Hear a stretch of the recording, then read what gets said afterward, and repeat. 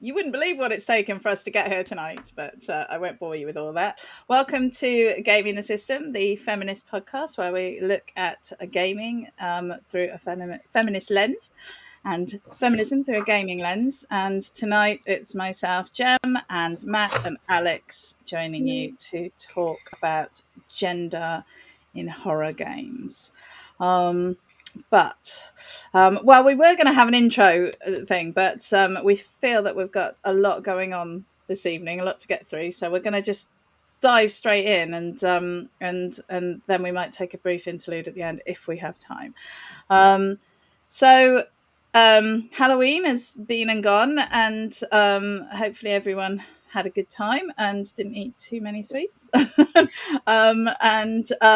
Hopefully you got to see some of our games, fun and games playing Little Hope. But we thought rather than say farewell to the spooking the system, we'd have a look at gender in horror games.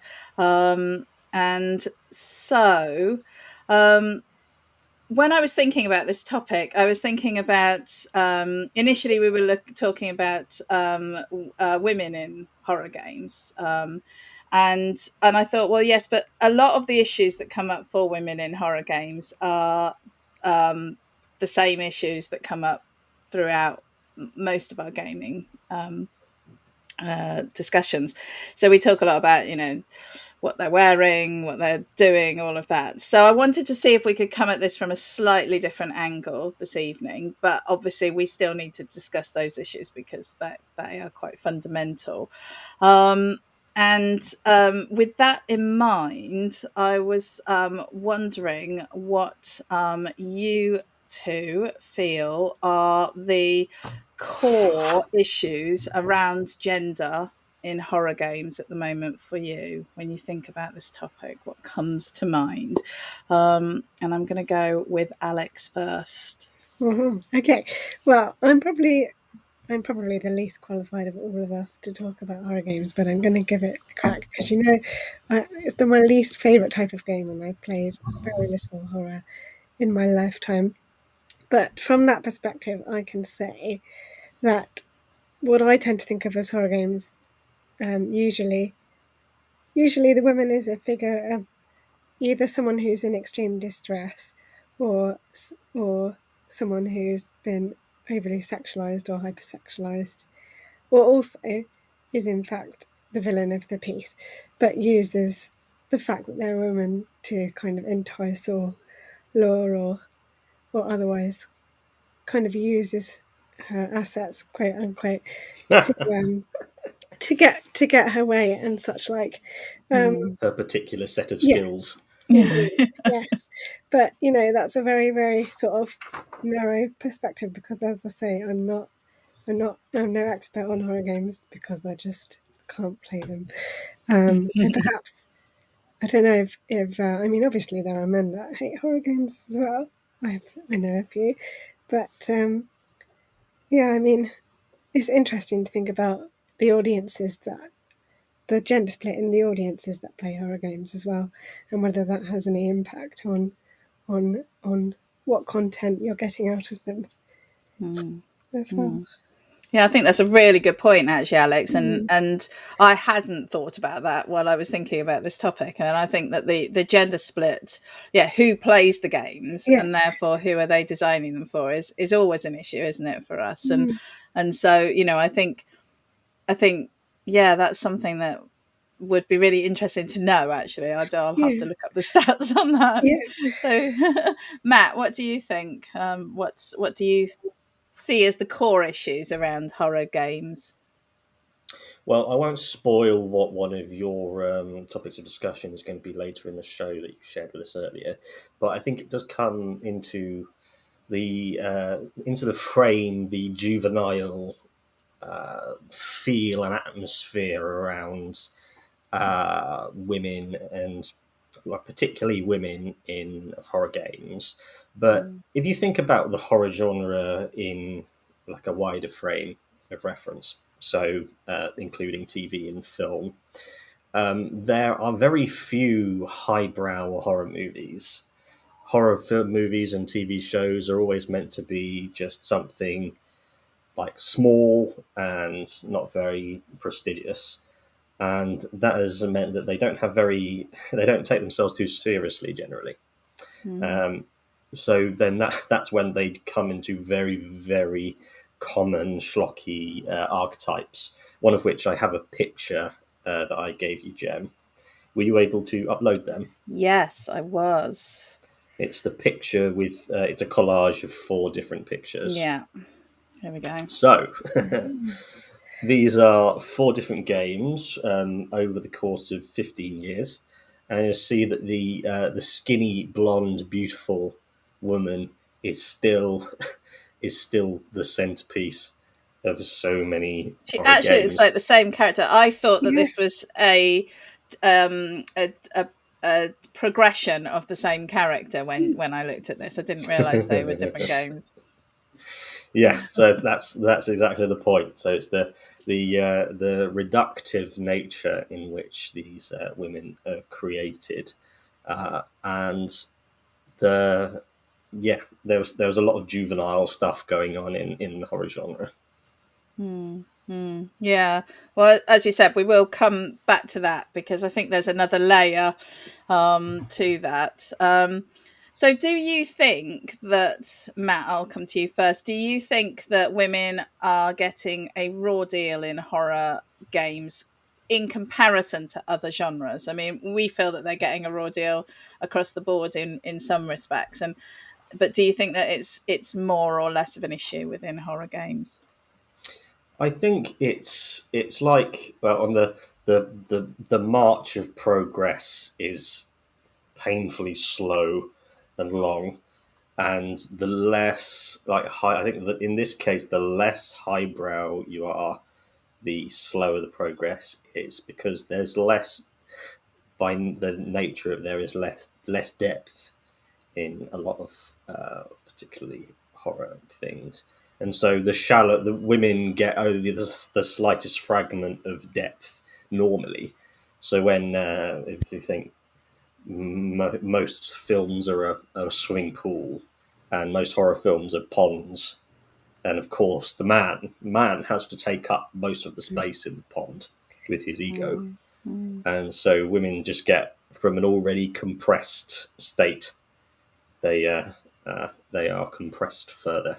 I think the point that you make about the lowbrow sort of topic storylines, I think is really valid, and I think it's something that I've always found really frustrating because I do like spooky, scary stories. You know, I've always been interested in ghost stories and all of that sort of supernatural stuff. I don't like splatter gore, and I don't, and I did actually want to say that, you know, I do want to put a little bit of a warning on this episode because we might be showing some imagery that's a little bit gory, a little bit, you know, nothing too bad, but obviously the topics that we talk about are quite violent and quite scary. But I'm not into like the splatter gore, and that tends to be what horror games tend to be like that, and it's quite frustrating because I feel like there's a real gap in the market for intelligent involved storytelling that has a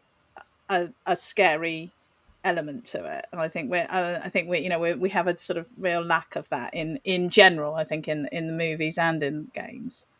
What do you think, I Alec? Sorry, imagine. gone. Oh, sorry.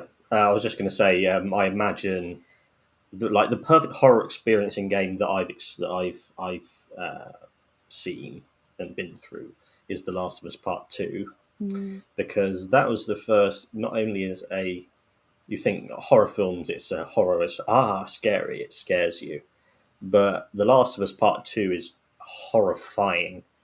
It really, you look at it and it's just horrific. The violence, the way it makes the violence feel. I've never experienced anything like that. That's what the horror genre can do, because Yeah. it reduces itself to so many films are just jump scares.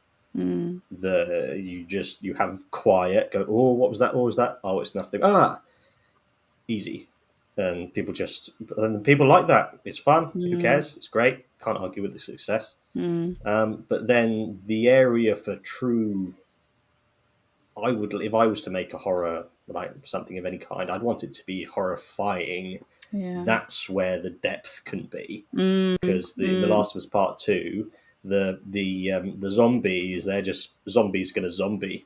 You can't really impact what a zombie does. Yeah. But humans, God, the horrifying, like the horror is in humanity. That's where the depth can be, and then that means that because specifically the two main characters are both women. Put anyone into those situations, and then have the confidence to make that kind of experience, because that's where women can. You bring in the diverse side as well, and you'll see an entire new universe of stories that white men, it's not their story to tell sometimes, and that's okay. Yeah. So what do you think, Sorry, I Alex? trod on you then, Alex. Yeah. Well, Do you think that women getting more of a raw deal in horror I games think than other slightly games? more. I think it does depend on the specific type of horror game as well, obviously. But the ones that I've watched, like on YouTube, not played, I must hasten to add, the ones, well, I'm particularly thinking, and this will probably come into the next question, of one particular game. I wasn't sure if you classify it as horror, but Heavy Rain, the female characters in that are, well, the two that I can remember most well are either the naggy wife, who gets really depressed, obviously, after certain turns of events, and then one of the people who you question as the detective, who I think is a prostitute, and then obviously the third one, which I forgot to mention, whose profession I've completely forgotten, but all I remember is that there's a scene with a shower in it, and she's naked in it, and that's basically all I can remember. But it's mostly centered around, obviously, the male characters and their experiences and their stories a lot more. But in terms of when you compare it to other genres, I mean, we talk about it all the time. We feel like women are getting a raw deal everywhere, so it's difficult to say which is more or less of a raw deal. Yeah. But No. it does depend on the content and the particular stories that are being put across, whether they have more of a male focus, or if they can be turned to more of a wider, more inclusive focus than one particular story. And I think horror just has tend to revolve around a lot of stereotypical, or just, as Matt said, cheap thrills and just gore and jump scares, really. So there's not a lot of depth to it. And it's so, with The Last of Us Part 2, the one of the baked in thing that really horrifies you is that the enemies call each other by their names, because they know each other. So you go up behind someone and stab them in the throat, and the person, their friend over there, sees you and shouts, "Lucy, no!" And you go, "Oh fuck! I just killed an actual person." That's what it makes you feel, and that I reflect on, like, the things that have a really powerful impact. For example, have either of you watched Squid Game? Yeah. No, but I've watched the trailer. You Which is must. but yeah. Just finished it last night. Is it good? Yeah, I've been meaning to. Stunning. It's a horrible. visceral. Yeah, I was just going to say it's a visceral experience that you feel. It really makes you feel things, and I'm trying to just think what was similar that I've watched that was similar. I can't remember what it was called. It's going to really annoy me, but I'll think of it later and ask you if you watched it. Yeah, that I'll kind have of to Google. just, the horror is exhilarating, and just it's the kind of story that you can imagine yourself in that situation and think, oh God, what would I do then? how do I? It makes you question yourself, mm, question yourself and your moral center. mm, Could you do those things? mm, And that's it doesn't have to be violent to be horrifying. That's a very common, like you said, gore. mm, There's gore porn and torture porn, like Saw. yeah. I think that again, it comes down to the sort of lazy writing that, you know, because you can kind of get away with it. I think that the tropes come out in force, and I think that's where women sort of suffer, because they all of the kind of cliches about, you know, women. And I think also, you know, what we're dealing with in the physical world at the moment is a sort of realization of the daily fear that women feel just walking about in the streets, and you know, coming into contact with police and all of those things. And I think, you know, that it's a difficult one, isn't it? Because then if you just translate that into a horror game, then you're actually reinforcing and recreating real world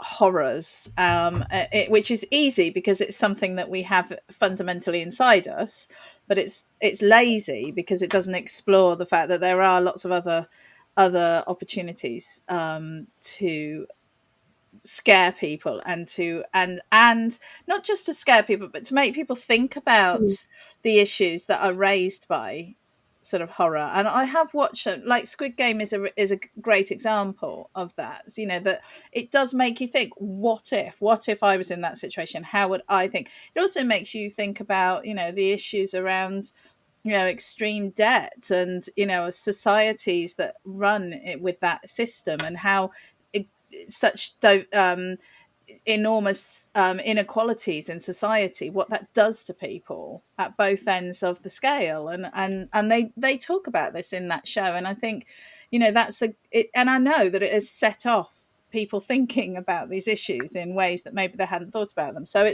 it's a positive, it's yes, it's gory, yes, it's horrific, yes, it's scary, yes, it's fun, but it can also be, you know, a force for positive change, or at least positive thought. Yeah, because um you can't argue with success. And some things are extremely popular, some things are very popular. Then there are things like Squid Game, which are transcendently popular. And the only like other thing that it makes me think of is Avatar, the movie that just came up and then made nearly $3 billion, like the most successful film ever. And if you think, oh well, looks like a lot of people looked at that, then you look at what the message is.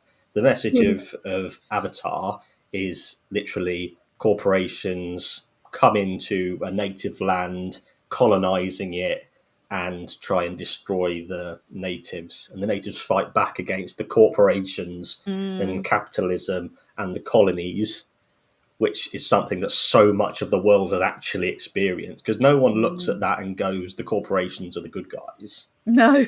And it's exactly the same with, so that's colonialism. And then Squid Game is capitalism. It's mm, corrupt capitalism, mm, because it's like it was the top in 100 in 90 countries in the world, half the countries in the world. This was the top thing in mm, It's crazy. history, like in terms of TV shows. And that's yeah, because everyone feels that crushing weight that corrupt capitalism yeah, is crushing down on everyone. And mm, that's horrifying. That's yeah, horror. When you go, yeah, oh my God, look at how real that is. You could almost reach out and touch it. yeah. I've That's remembered. truly good I horror. remembered what the other Netflix series is that you should all watch. Maniac. If you haven't watched it Oh, yet, you no, I should. haven't I don't seen. want to say too much about it because my friend recommended it to me with absolutely no spoilers and just said, "Watch it, go and watch it," and you should do that without knowing anything about it. It is equally gory. Well, not equally, but you know, there is gore, and it does make you think a lot about things. I should watch it again, really, because it's just so good. But yeah, that's my recommendation, and I would definitely say that it's horror based. Yes. Cool. Good. New recommendation, because I Mhm. just finished Squid Game, so I need that. So with all of that in mind, I'm interested in what you feel is sort of the most depressing example of gender inequality in horror games at the moment.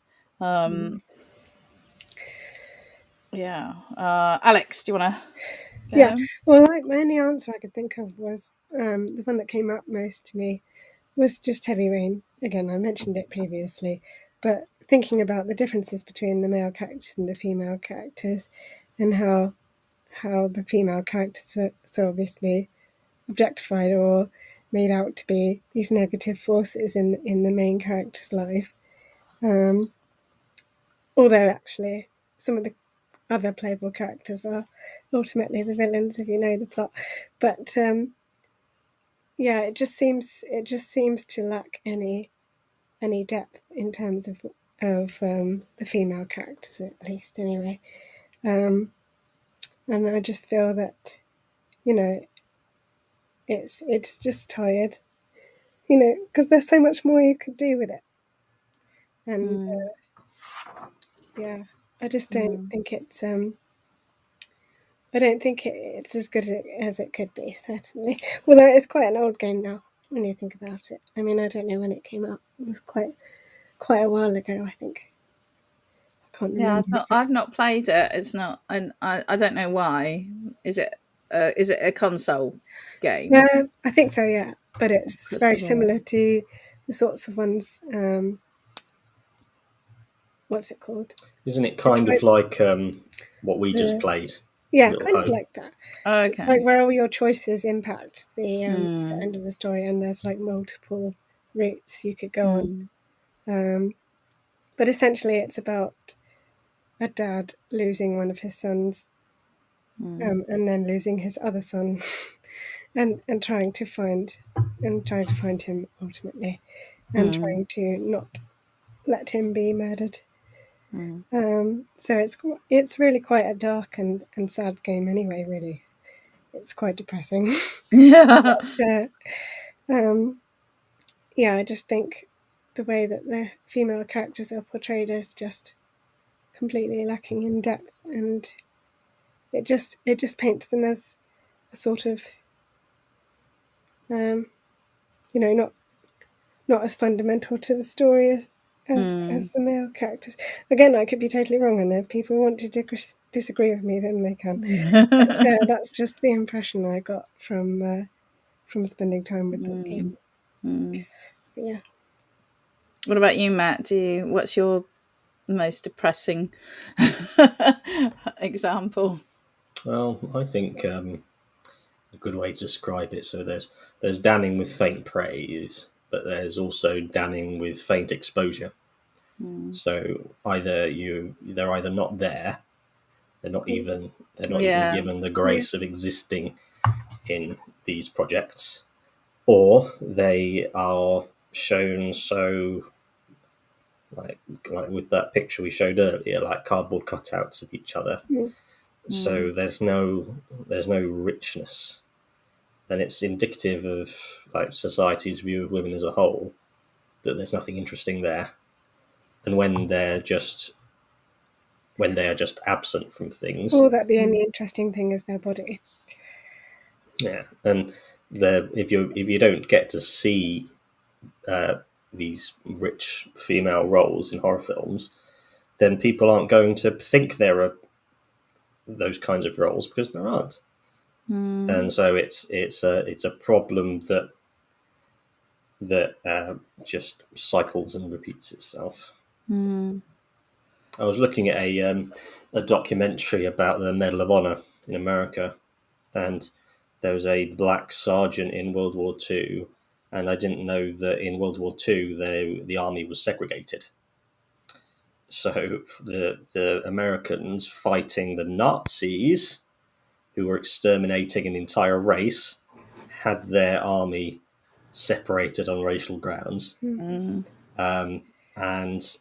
until I think it was 1944 or 45, black soldiers were not allowed to serve in combat units because there was the stereotype that they were cowards and terrible fighters, because of course that was the impression of them. But then after the Battle of the Bulge, they were desperate for more troops, so they made black only combat battalions, and of course they go in and serve just like any other soldier would in a combat unit. And then you get to see the richness come out because they're in that opportunity. They have that opportunity, and a black soldier goes, and they had to, because black soldiers weren't allowed to be superiors to white soldiers. A lot of them had to take demotions in order to serve, and they did that willingly. And then that's where you see them bloom. You need to have people in the room and give them that opportunity to bloom. And that's what is denied women constantly. They are just, if you're not in the room, then you can't make an impact. Yeah. And that's the biggest thing for me, probably. I think that's so important, and and I think it's we talk about it all the time, don't we? You've got to see it to be it, and by not having people taking a chance on making actual deep and properly fleshed out, and I don't mean in in the ways that they so often are, but female characters who have more than a 2D sort of backstory and are not there just simply to prop up the male lead would be what would be really lovely. I think one game for me which really stands out, and Matt and I have discussed this in a deep dive, is Resident Evil, The Village, and for reasons that we will hopefully get onto. I think that Resident Evil is such a staple part of the horror genre in gaming, and has certainly been something that I've always enjoyed throughout. And it does present some of the strongest female characters and some of the least problematic female characters. But in The Village, I felt that they really missed a massive trick, because the female characters that they have are very 2D, and it's all about this man trying to save his daughter. He's not even doesn't even seem that bothered about his wife. I mean, who dies right at the start of the game. So he's not that bothered about her, but he's bothered about saving his daughter, which is an issue that I think comes up in a lot of games. This idea of men going out to save somebody, but we'll come to that. But yeah, so I was disappointed, even though they have these characters that are quite respectable for female characters, but I think it's disappointing that they don't try harder. I think must try harder.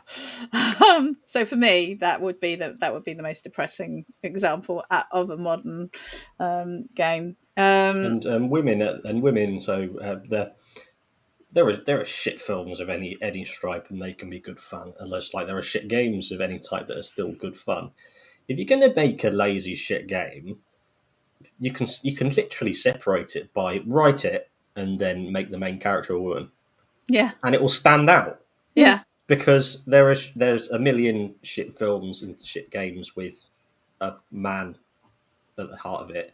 Just make that one change, and all of a sudden, that's progress. At least if you get the same as the worst that men get, that's a step forward. Because then you go, oh, there's that woman going to save her son. There's that woman going to save her. I don't think I've ever seen a movie where a woman goes to save their mum.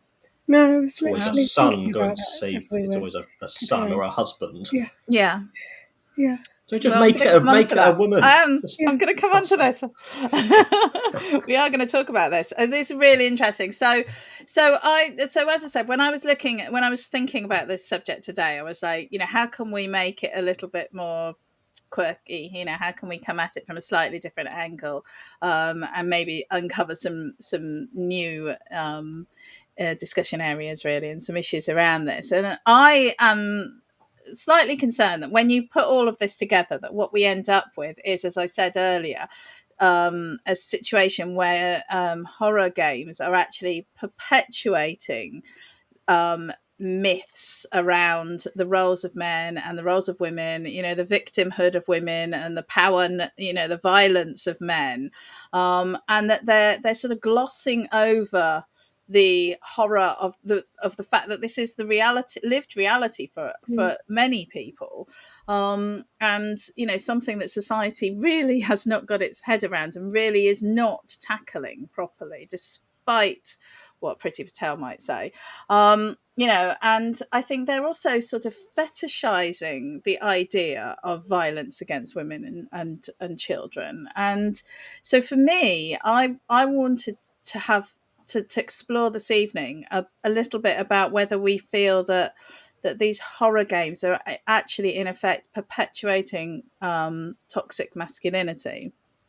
Now, Matt, you said that toxic masculinity is something that you know quite a bit about. So I was wondering if you might be able to just explain a little bit, just in case people haven't come across the term or aren't quite sure what it means, and maybe see if you can relate it to what we're talking about this evening. Sorry, I didn't give you any preparation. I'm just dropping that on you, but. So my perspective on what toxic masculinity is the fantasy figure that like male superiority is meant to look like. You're meant to be strong. You're meant to be stoic. You're never supposed to be emotional. You're supposed to be calculating. You've got to be the breadwinner. You've got to be a hero. You've got to be special. You need to be able to work. You need to be physically strong. You need to be the head of the household, damn it. You need to make a woman. She will be yours. She will be your wife, and their children, they will be yours, and you will be in charge. And she will have your dinner on the table when you get home from work, God damn it, because you work really, really hard.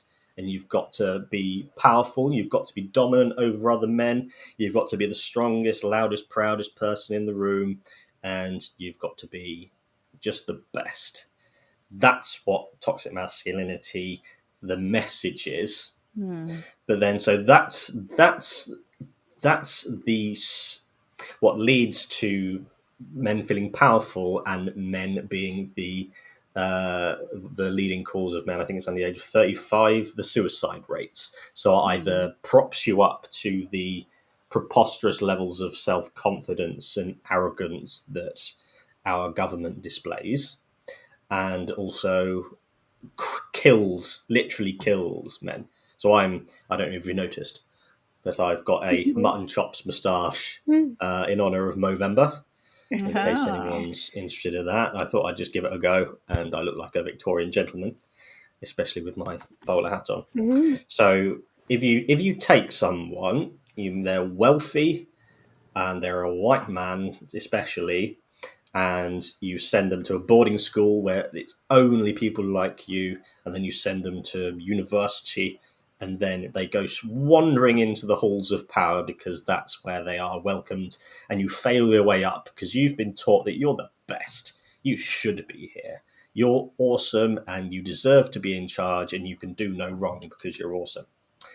That's what they get.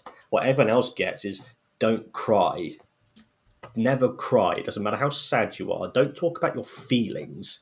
The only feeling that you're allowed to feel are anger, and violence is okay, and boys will be boys, which means you do exactly what you want to do. All right? And girls and women, they are things to be hunted, and they owe you sex. That's where part of where incel comes from. It's the idea of women being an other. They're a thing. And then all of these things, like disabilities, if you can't work a normal job, and then that brings capitalism into it. What is a normal job? You work 40 hours a week until you die. And so maybe you can't do that. Maybe you're not the breadwinner. Maybe you're white. Maybe you lose your job and your wife gets a job. And then all of these things coalesce. You measure against this fantastical figure that is impossible to be, but the higher ups, the elites, believe that they are with every fibre of their being. And then that is what crushes the other men in the system. So it's both a matter of saying this is what you should be and this is what you are, and the shame of that it brings, and then that leads to anger, which leads to violence, which is why men commit so much violence. And it's one of the core pillars of the patriarchy, because it dictates what men's behavior is. And so that's what is displayed everywhere. That's the message that is sent, because that's how the patriarchy perpetuates itself.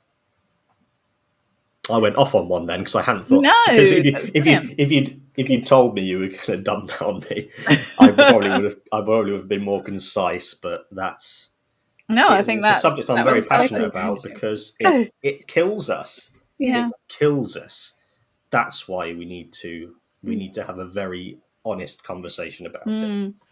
So absolutely.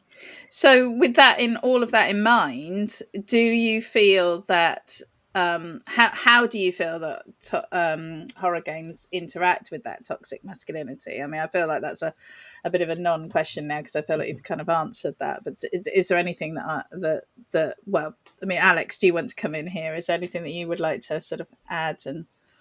When you were talking about it, all I kept thinking about was a particular storyline in LA Noire, when you're on the homicide desk, and it's all about a series of a serial killer, essentially, who just goes after women, and it's based on a real serial killer from the 1940s in LA, the Black Dahlia.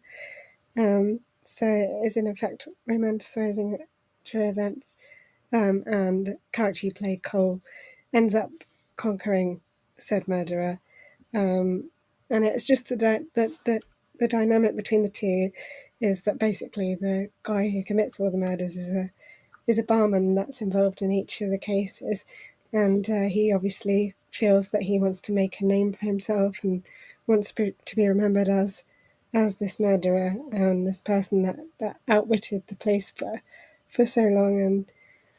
And what his thinking was behind that was the reason is because probably of toxic masculinity and feeling that he's not top of the pile and no one is noticing him, and that women owe him this ability to be, so that he can be superior to these women and control them.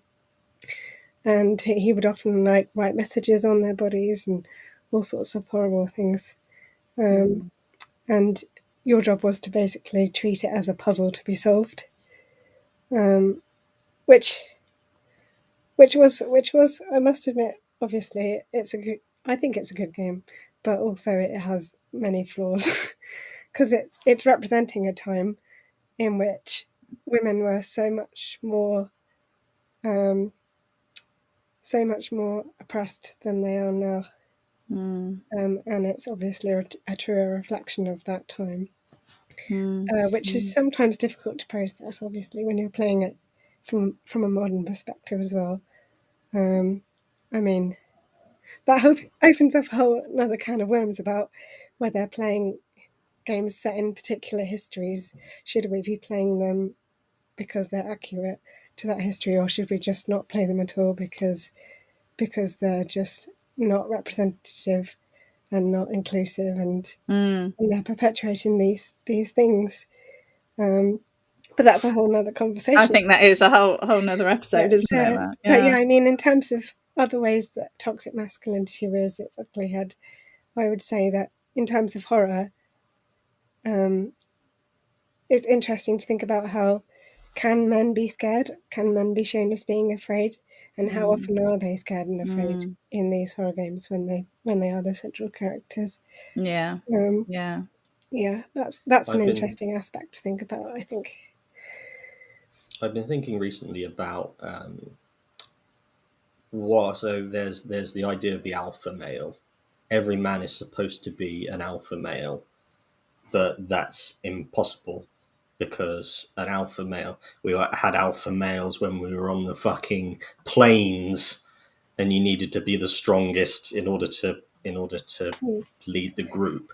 But we are thousands of years of societal development later, and we're still saying, no, we want to be the alpha male. And Daniel, can you see on the chat? Yeah. So toxic masculinity is tricky to get people to accept, since when you spell it out, it sounds crazy and men don't want to identify with that.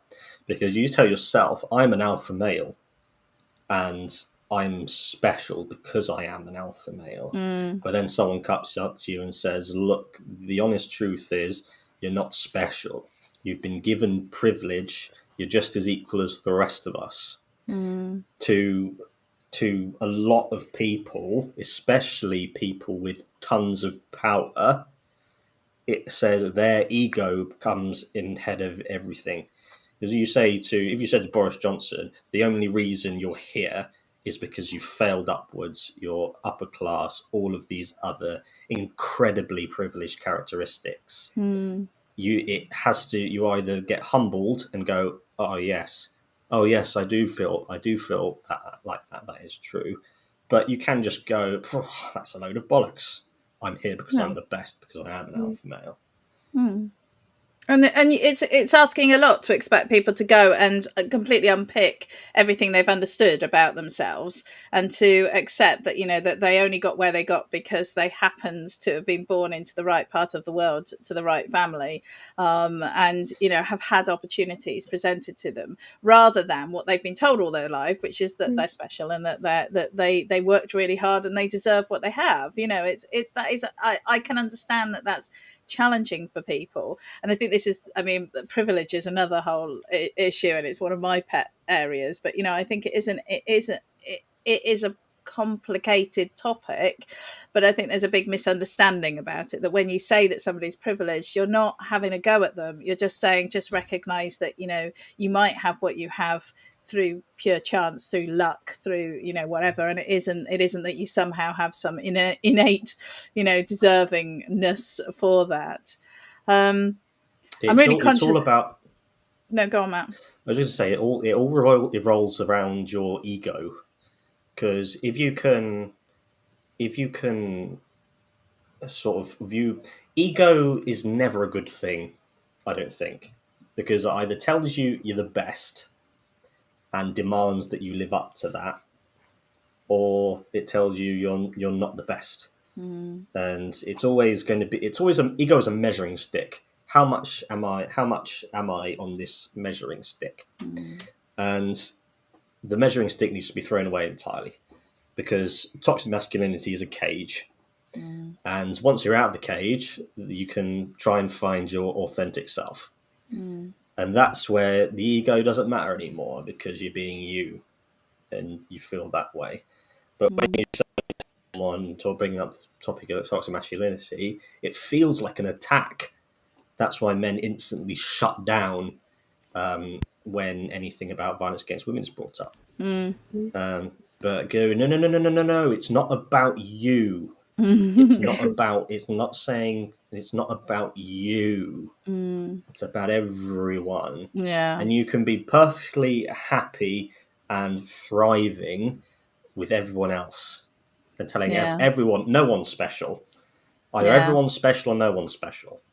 And just relax. As Daniel says, that the argument is that I make 100 times more since I work 10 times harder for 240 hours a day. Yeah, we know that's not true. We know that the way we value things in society is very skewed.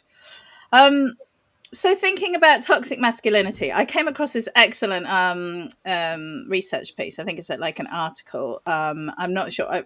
We will find a way to link to it somewhere. But it's called "Your Daughter is in Another Castle." And it's looking at essential paternal masculinity in video games. It's by somebody called Shannon Lawler.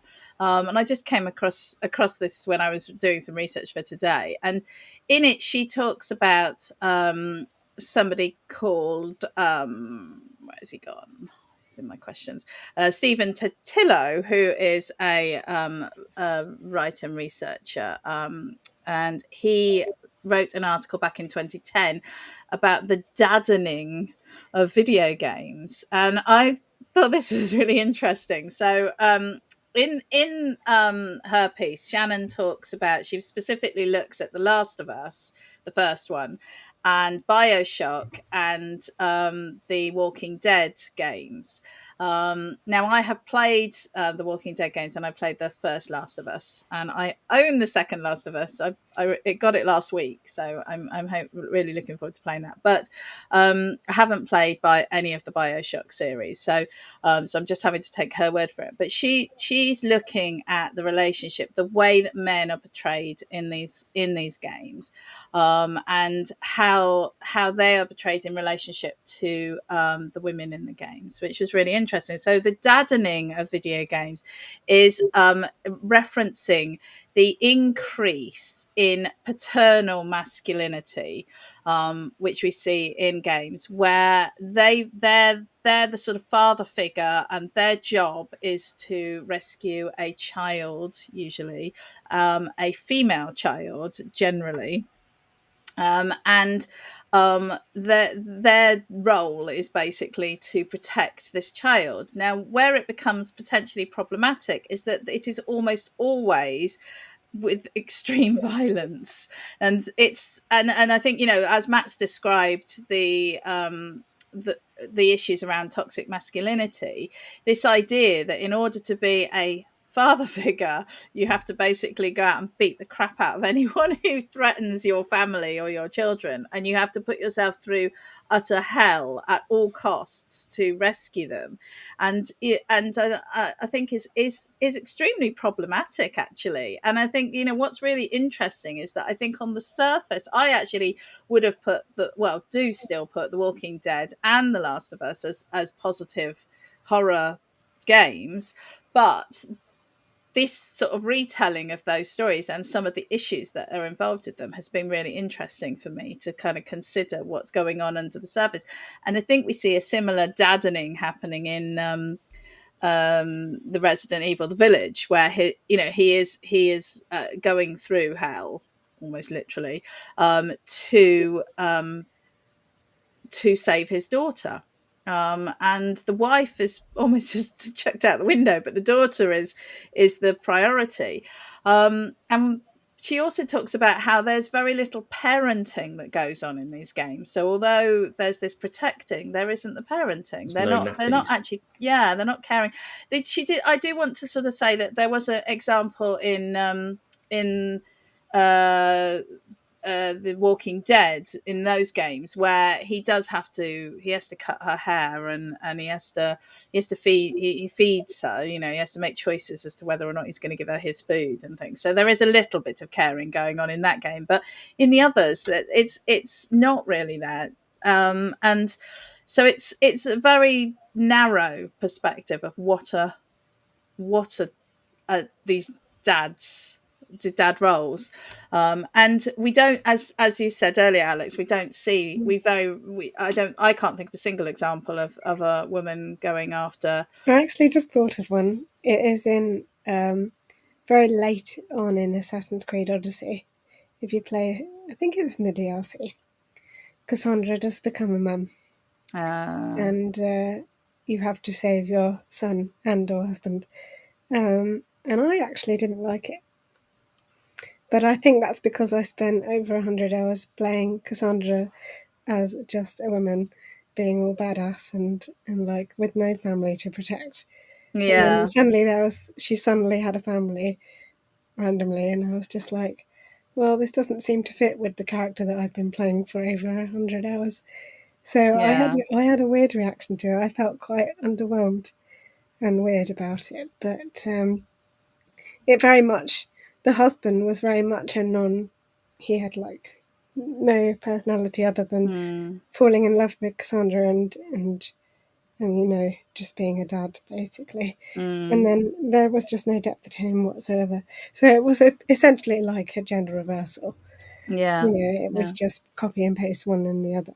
Yeah. And Cassandra did resort to violence to rescue her family. Doesn't succeed in rescuing all of them, but violence was very much part of that story. But literally, I've just thought of it as we were talking. But no, I can't think of any other mums No. in the games that would. No. I mean, I'm just going to show a picture of The Last of Us that I thought was quite gives a good example, really, of what we're describing. You know, he's protecting her, and actually, in the game, she's Ellie's quite capable of looking after herself when she needs to. So, Matt, can you think of any examples of this sort of? I have many things to say. So this Daddening is a phenomenon that is crossing all media forms of the gruff, emotionally distant father figure to a emotional young child who he desperately wants to connect with, but he just doesn't know how. That's what Tom's just put in a comment about God of War. So I was literally just going to bring that up, but and so it's exactly the same with The Witcher. oh And my gosh, yes, I completely forgot. Say again? I completely forgot about The Witcher, of course. Yeah. And there's The Mandalorian as well. These laconic, dry-witted, incredibly violent men. And that comes back into toxic masculinity because it tells every man that you're special. You are special. And the women, they do all the nappies, feeding, cleaning, school, everything. And then you come in and you're the hero. When they get kidnapped, you go and rescue them. That's what parenting is. It's one-off things that fathers are told they're supposed to do. They're supposed to come in, and when you said there's the trope of you see a man holding his baby in the park, you think, oh, he's such a good father. When this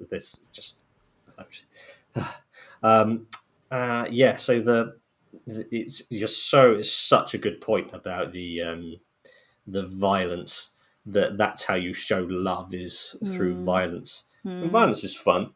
And the really good games like Last of Us and God of War, they get that, they capture that thing of what would you do in this situation to care for your child. Because I think most would go, I would kill 1 million people if they stood between me and my child. And if a game can get you to feel that, then that's really good. My theory behind why this Daddening is happening is because in the earlier days of game development, it was younger men making games that they wanted to see and play, and they wanted go and save the princess games, save the damsel in distress, and then she'll fall in love with you. That's what they wanted. But then they got older, they had families, and they go, oh my God, children, there's a parental connection. Fathers have parental feelings about their children. I can't believe it. The emotion that I feel when my child, I would do anything.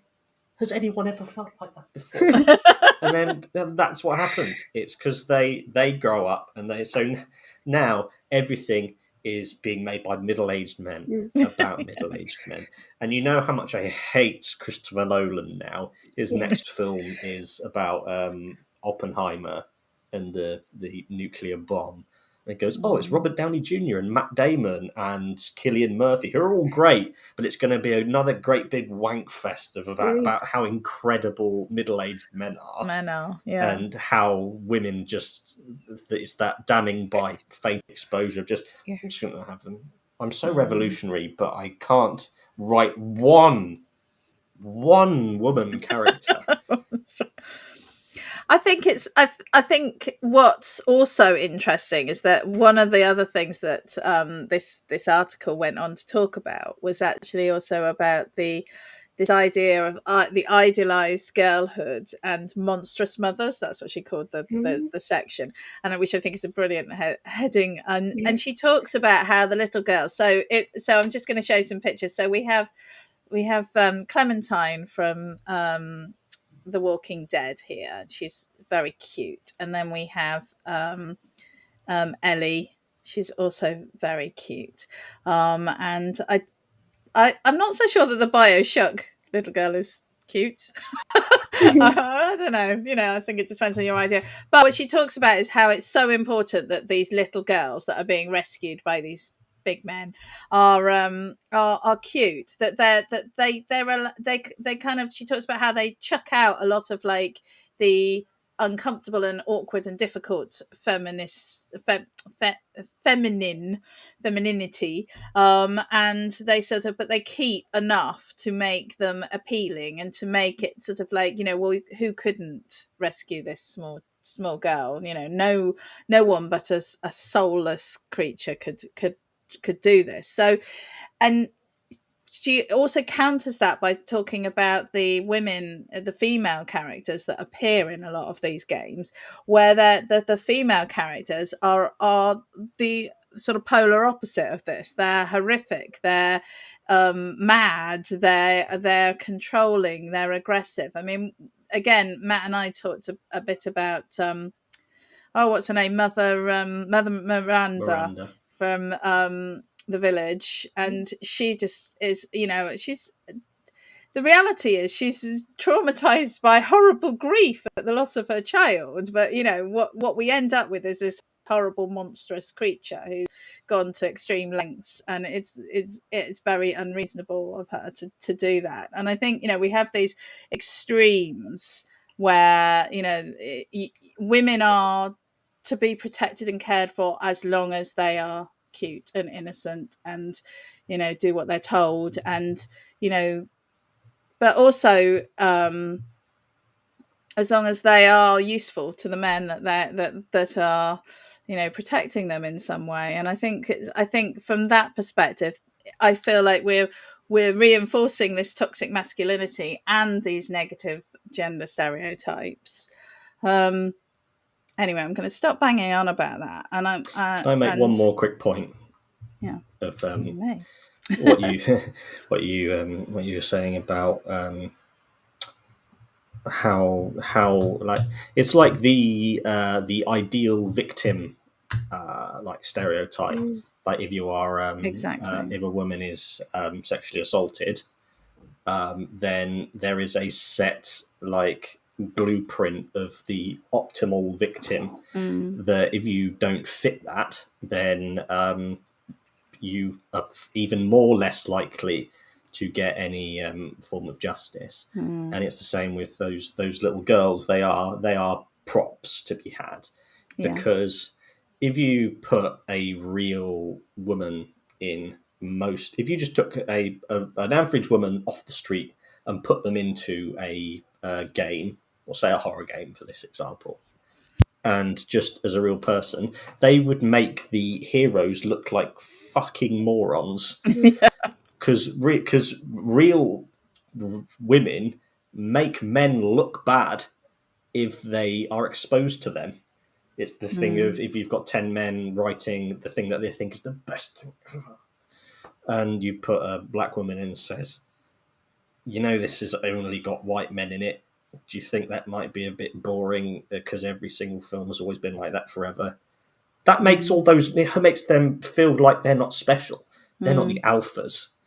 And so that's why they go with these tropes, because they go, if we took the time to make a fleshed out, interesting character, she would say, why are you doing this? Why did Chris just not tell Ethan what the plan was? Why did he just not check if the person who they said was dead? Why didn't they have this plan? Because just if you just put them there and just put them in the room, they'd make the men look bad. Yeah. And so men just go,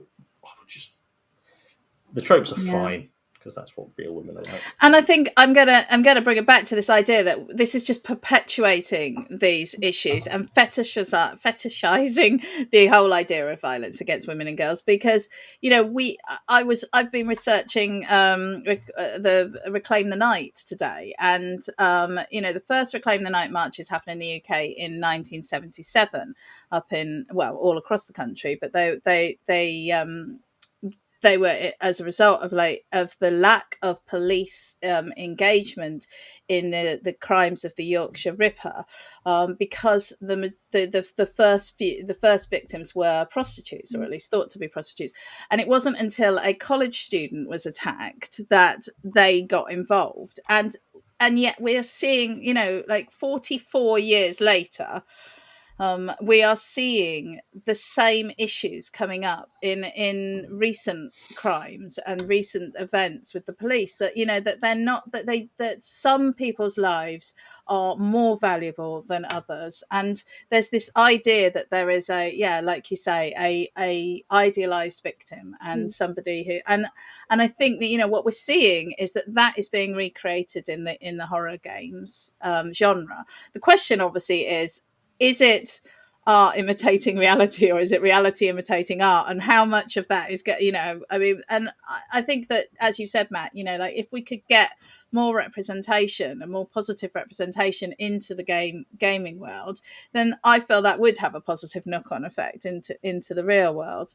So we're like really up against it now, because we've already done our hour, so we should just go now. But I'm not Caroline, so so we'll overrun a little bit. But I just want to ask you, so we're to end on a positive note. So what I would like to know is, what do you think is the game with the horror game with the best gender representation? You know, accepting that we've kind of got all around the houses tonight, so we might have undermined some of our choices. Alex, do you want to? Well, I think that answer is very easy for me, and it's a game that I haven't played, but I have watched all the way through on YouTube, because that's what I tend to do with horror games anyway, is I just watch them. And it's Last of Us 2, because I haven't seen anything like it before or since. Oh, have you watched some of it? Yeah. Sorry, Matt. What did you say? Have you watched some of it? Oh yeah, I've watched all of it. Yeah. Yeah. Oh, we must do a deep dive. Deep dive. Yeah. No, I just think it's I mean, there's basically two female leads, you know, and they're both equally different, and they're you know, they're both in grey areas. You don't know whether they're good or bad. You're forced to try and decide. Well, you're not forced, but you know, you question whether what you're doing is really right, and whether what a character you thought was bad to begin with is are they actually a little bit good, or is it okay for them to be a mix of both? And it just really makes you think about how you would feel in these situations. Like you said, Matt, it makes you think about how you would react and what you would do if you were on that side or this side. And it just makes you think about the human experience and how terrifying that is. And I think it's really great. So yes, Yeah, I would agree. That last thing you said about the horror of the real world. Yeah, that's another thing that because I was just thinking, like when we were talking about the pub games and how you and Jem, you and Caroline talked about being groped, and the general threat that went around constantly. That's real horror. There is so much horror just out there in the world. You don't need to make it up. And if you had three women in a writing room, and that you just went, okay, tell your scariest story of what you've experienced in terms of threat or violence or any of that. And that would be more terrifying than anything a random group of 10 men could come up with, I guarantee. So by it, there's so much to it be explored. And then it just needs to be shown. People need to see it. They need to see it to understand it. Do you want to go with your one, or should I go with mine? With what? Which one? Sorry. Your answer to the question. That was a side note you. from me responding to Alex. So, Yeah, go with yours. So, as you've already said, The Last of Us Part 2. I will go with. I went through the Wikipedia list of horror games, and took like 10 of them. I think after The Last of Us Part 2, probably the next best one is called Plague Tale: Innocence. Yes, yeah. Really good game. This is about a young teenage girl and her even younger brother trying to survive this horrific plague in the Black Death in France. And she is the acting in it is incredible, and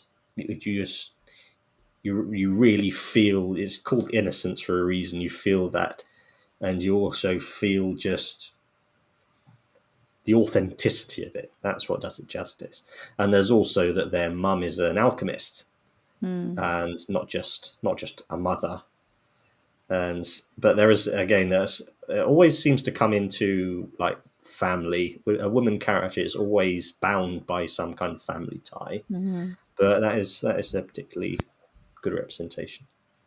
Yeah, I've seen that. I mean, it's topped quite a lot of the charts as well on sort of strong female characters. I haven't played it, but it's one of the ones I do really want to play. And I think also it's interesting because it's a sibling relationship, so there's a different layer there. I think for me, I was going to say Walking Dead, because I think that is a really good series, and I do think it is the characters are very well fleshed out, and I think gender isn't a priority there. It's not. You're not that women aren't just women; they are people. But I also really want to say the game that we played, Little Hope, and The Man from Medan. I thought both of those were very good horror films with women just being women. I had slight issue in The Man from Medan because the two women in there were wearing very short shorts, but they were on a boat, and it was part of the scene. And I don't think it's not always got to be about have to be fully covered up in order to be an acceptable to a feminist. And I think that's the myth that we need to get rid of. But so I felt like there wasn't any a gratuitous sexism in it. There wasn't any. They were all quite capable of looking after themselves, and they all had their own personalities and their own stories. So I felt that they were good examples of where gender inequality is not a massive factor in the game itself. I mean, it is in society, and that always overflows. So we have got through so much this evening. There's so much more that I think we could have talked about. I've got loads of pictures and things that we didn't use. But what I wanted to do was just ask our viewers, really, anyone who wants to have an opinion on this, is I think that I'd be really interested to know, going forward, do you think that we can do good horror stories by without losing the useful shorthand of the stereotypes and the tropes, but without perpetuating these negative stereotypes, these negative issues, and that's so I just want everyone to kind of go away and think about that. Really, that's your homework. We don't have time for a wildcard question. We don't have time for any of that. You were right, Matt, we didn't have time. So I think that's it, unless anyone's got anything they would like to add. Is there anything that you feel you desperately need to say that you haven't said? Just that I've been watching two shows, Deadwood and Rip Street, and this comes into a couple of games as well. There's the archetype of the noble degenerate, of someone who's very high and very esteemed and powerful and good and noble, but then they always go and shag prostitutes and traffic women, and it's always something to do with the women that's there. That's just side thing. So yes, I want to enter noble degenerate into the record. Noble degenerate, yeah. Okay then. Right. Well, we've been spooking the system and gaming the system, and thank you for joining us. And we are live every other Thursday, and we're putting stuff out on Tuesdays and Thursdays now. I think we are. So we're doing deep dives into various games, and we've got bonus material of all sorts of fun and games. So if there's something you'd like us to talk about, do let us know. Please do like and share and comment and ring bells and follow us and whatever, everything. Just tell your friends. One podcast I listened to says, just share us with 3 of your friends. If you like what you see, just send it to 3 friends. So and thank you ever so much for joining us this evening. Goodbye.